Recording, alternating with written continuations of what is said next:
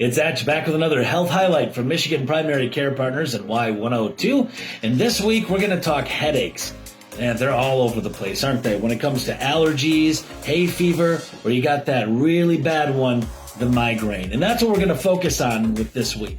So what are some trigger points? We're going to find out in today's video. Also, what's the difference between a headache and a migraine? Trust me, if you've ever had one, you know the difference without even having to go into it.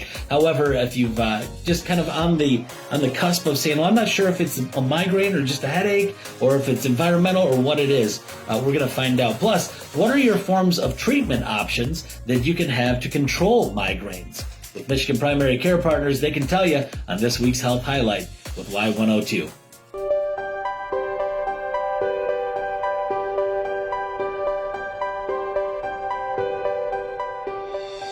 So migraines really can be debilitating, and to know the difference between a migraine and a regular headache, I think a migraine can last anywhere from 4 to 72 hours and can be, you can have light sensitivity, nausea, vomiting.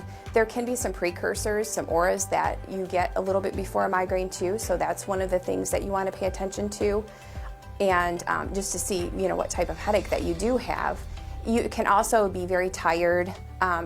You may want to feel like you want to be in a dark room with no noise or anything like that, but can be very, very painful and really disrupt your daily living where you can't do your normal functions every day. There are some things that you can do to prevent them. It doesn't work all the time, and everybody is very different.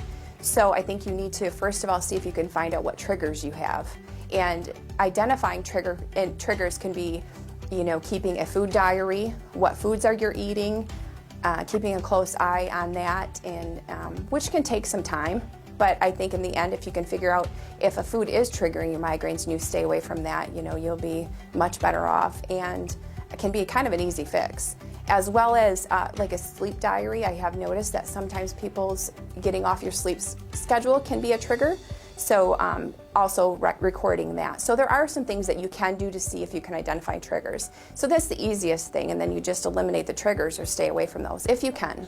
If not, then you can try some over-the-counter things sometimes, and which it may be a combination of acetaminophen, caffeine, aspirin, that kind of thing. Sometimes magnesium supplement will help too.